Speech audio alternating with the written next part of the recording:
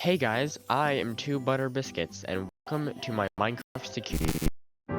Hey everybody, and welcome to the first episode of my Security Breach Ruin map inside of Minecraft. This episode is going to be going over the entire entrance along with the small kitchens behind the atrium and the utility tunnels down under the atrium. So far, building this has not been too much of a challenge yet, but I'm sure as I progress more, it will be a lot more difficult as I progress.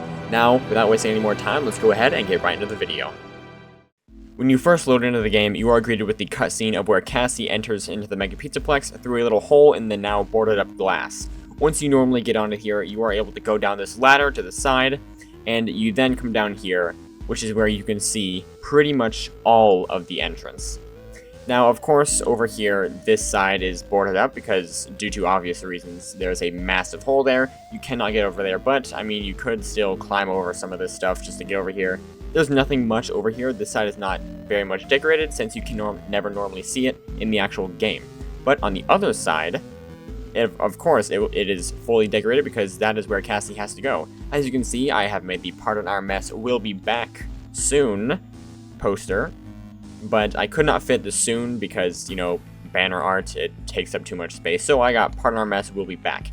This is where one of the one of the entrance booths where you get like your ticket into the Mega Pizzaplex. And now there's a bunch of, I used terracotta and concrete all over the walls to represent all of this spray paint that people have sprayed all over the walls when they came into the abandoned Pizzaplex. And of course you have a giant hole here which goes down into the parking garage, which you can partially see if you get to a correct area. You can kind of see down there. There's nothing much down there since the player in the actual game can actually get down there. Over here, this is where Cassie comes over to this chest, and she goes ahead and grabs this flashlight, which I have used a sea lantern for. The reason for is because if you have Optifine, you are able to use the sea lantern, and it will glow in your hand. Now, obviously, I don't have it enabled, but if you do have Optifine, it will act as a flashlight. It will emit light around you if you hold it in your hand. That is why I have chosen a sea lantern, but if you don't have Optifine, that will not work.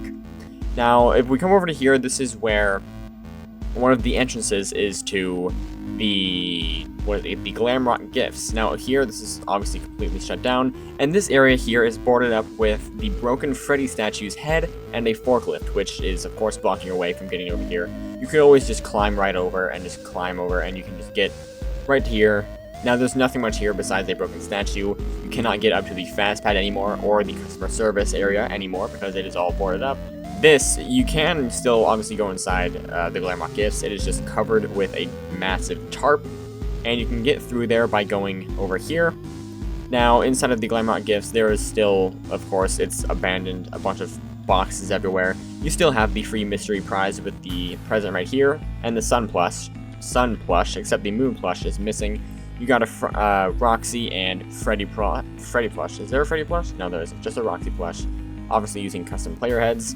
Now, if you were to go up these stairs, this is where this ATM falls down the stairs and, of course, you know, misses you, just as a little thing. Obviously, I do not have this working in the game because it's Minecraft. I probably could do it, though.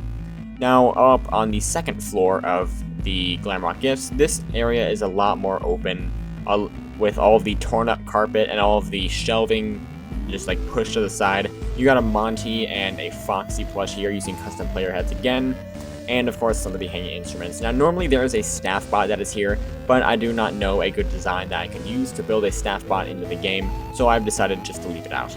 Now if we were to go ahead and go out to here, you of course come out onto the balcony of the entrance, which once again has a bunch of torn up carpet, and the daycare is also boarded up. There's nothing there, so I wouldn't bother trying to get there. A bunch of spray paint along the walls, and the right elevator is boarded up with bars. You are able to still go down the stairs, but there's nothing much to see here. You can still go up and down. On the second side, the same thing. It just takes a little bit more getting over. There are a bunch of boxes everywhere, carpets everywhere, a bunch of, you know, construction crates. You can't exactly go down these stairs unless you try and parkour over using some of the boxes. And you got this little pathway that normally led to the fast pad, which is now broken and blocked off. Now if we were to go ahead and go into here, this is where the elevator shaft is, where Cassie comes down, and she eventually starts to climb the ladder and is greeted with the elevator collapsing and just about missing her. Now, if you go all the way up to the top of the ladder, you get to this vent right here. Now, the vent will lead to our next area, which is the kitchens behind the main atrium. So if we were to go ahead and run over to here, drop down, and here are the kitchens that are behind the atrium. Couple things to point out. This was very difficult to decorate, 100%, and this is a lot more bigger than my actual original Pizzaplex, because I made this part a lot more accurate. So Cassie normally drops down right here, and she has to wander through all the trash, rubble, and debris, walking through all here.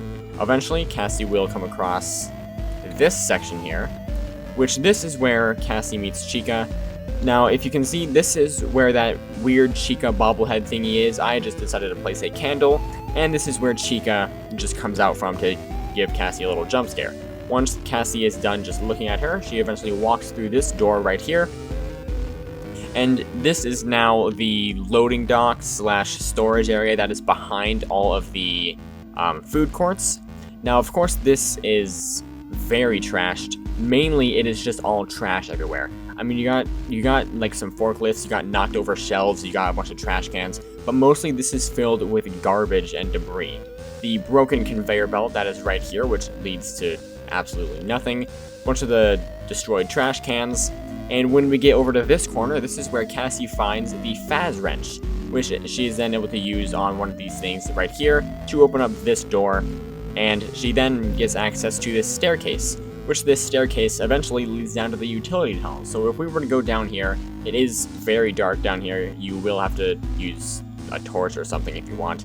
Now here I have decided to animate a little light, which blinks, because in the game it actually does. And of course we got the blob sitting right here in this hole. There's nothing down there. You could go down there if you want. There's nothing gonna be down there. Now through this door, Cassie ends up in the utility tunnels. The utility tunnels were definitely an interesting place to build. I think remaking this definitely looks quite a bit better because it's more accurate. Of course, it is trashed and destroyed. Nothing too much happening down here. Now over here, this is where Cassie will eventually meet Monty, which is basically the start of the game. You'll get the cutscene for it. Back here, there's nothing much back here. There's normally a staff bot that is sitting in this pile of rubble. Once again, I did not add that. And if we were to come over here, there's a hole in the ground which leads to nowhere. And this is the pipe this is actually the pool of water that Cassie falls into. Back here, there is, of course, it is gated up, but it is actually decorated back there, as you can see. Now, if we were to go ahead and walk up to this pipe right here, this is normally where Monty will crawl out and force Cassie down here, which is where the beginning of the game actually starts. Well, that is going to wrap it up for the first episode of my Ruin Showcases. If you guys are wondering if I will be doing a tutorial on Ruin, the answer is no. If I were to make one, all it would be is destroying most of everything and then placing a bunch of decorations to make it look destroyed. It would be really boring. I also wanted to thank you all so much for 5,000 subscribers. I never thought I would ever make it this many, but yet here I am now. I appreciate this very much, and I am really happy that over the past year and a half, you all have enjoyed my content. With that, I'm going to go ahead and end this video here. I hope to see you all in my next one, and see you later.